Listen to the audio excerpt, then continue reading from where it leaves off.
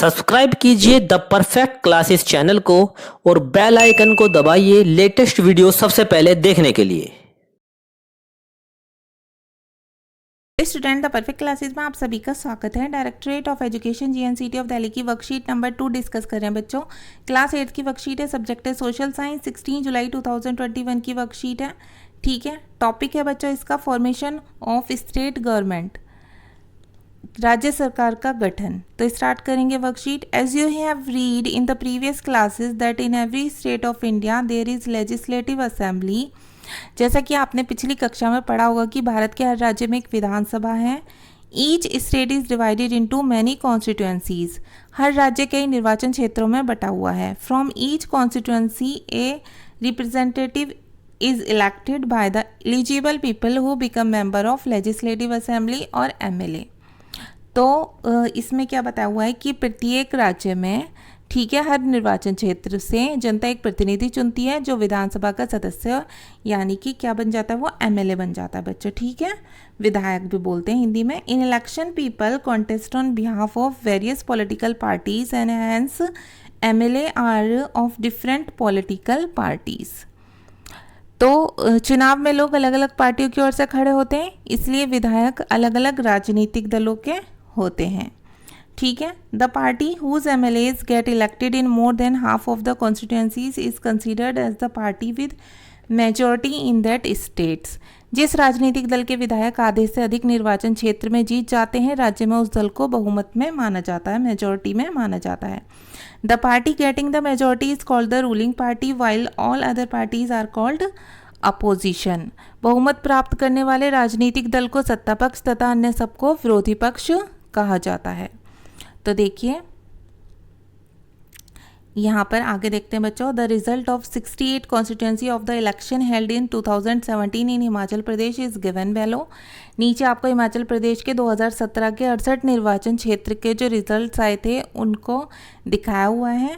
Read the extract carefully and answer the question given below. आपको ये ध्यान से पढ़ना है और उसके आंसर देने हैं। देखिए, results of the assembly election in Himachal Pradesh in 2017, यहाँ पर पॉलिटिकल पार्टीज दी हुई हैं या नंबर ऑफ मेंबर्स MLAs दिए हुए हैं। नंबर ऑफ MLAs की कितनी संख्या है जो इलेक्टेड चुने गए थे। भारतीय जनता पार्टी के थे 44, ठीक है, इंडियन नेशनल कांग्रेस के 21, कम्युनिस्ट पार्टी ऑफ इंडिया के था 1 और इंडिपेंडेंस होते हैं निर्दलीय जो who don'ts belong to any party, जो किसी पार्टी से संबंधित नहीं होते, वो होते हैं 2। तो टोटल सीट थी 68। ठीक है, इस तरह से 68 चुने गए थे।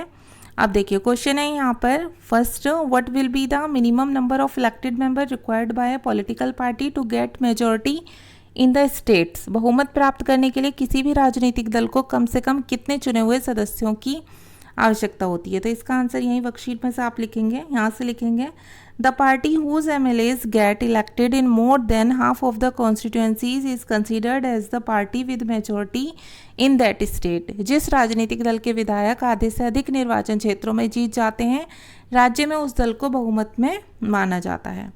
क्वेश्चन नंबर 2 है, which of the parties mentioned above will form the government in the states. कि उपरोक्त में से कौन सा दल राज्य सरकार का गठन करेगा या सरकार बनाएगा। तो आप बस लिख देंगे सिंपली भारतीय जनता पार्टी, क्योंकि उसने 44 सीट्स जीत ली हैं, 44 सीट्स पर उसके MLAs इलेक्टेड हुए हैं, तो इसलिए वही सरकार बनाएगी। क्वेश्चन नंबर 3 है, विच parties mentioned above will be called the opposition. ठीक है, कौन सी पार्टी जो है अपोजिशन कहलाएगी। तो आंसर नंबर 3 में हम लिख देंगे Indian National Congress, Communist Party of India, independence. ठीक है, ये सब क्या कहलाएंगे, ये कहलाएंगे opposition. How many seats of MLAs are there in Delhi legislative assembly. Delhi की जो लेजिस्लेटिव असेंबली है उसमें MLA की संख्या कितनी है। तो यहाँ लिख देंगे हम 70 है।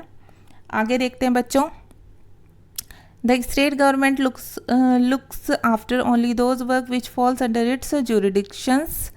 राज्य सरकार केवल अपने राज्य के अंतर्गत आने वाले कार्यों को ही देखती है। फॉर एग्जाम्पल जैसे एजुकेशन, शिक्षा, हेल्थ, स्वास्थ्य, रोड, सड़क, ड्रिंकिंग वाटर, पीने का पानी, ठीक है, इलेक्ट्रिसिटी, बिजली एटसेट्रा आदि। In India there are 28 states and 3 union territories which have their own legislative assembly. Bharat में कुल 28 राज्य तथा 3 केंद्र शासित प्रदेश हैं जिनकी अपनी विधानसभा है। There are some works whose influence is felt all over the country like security of boundaries of the nation, train services, telecommunication, banking, etc. ऐसे कार्य जिनका असर पूरे देश पर पड़ता है और पूरे देश की सीमाओं पर पड़ता है, जैसे कि रेल हो गया, रेल व्यवस्था हो गई, सुरक्षा हो गई, संचार हो गई इत्यादि. These works are done by central government. ये से कार्यों को कैसे कार्य केंद्र सरकार करती है, ऐसे कार्यों को केंद्र सरकार के अंडर में रखा जाता है. ठीक है बच्चों, तो ये आपकी वर्कशीट थी, कंप्लीट हो गई. मिलते हैं नेक्स्ट वीडियो में. अगर आपको मेरी वीडियो पसंद आई है तो प्लीज़ मेरी वीडियो को लाइक करें, शेयर करें, हमारे चैनल को सब्सक्राइब करें. Thanks for watching.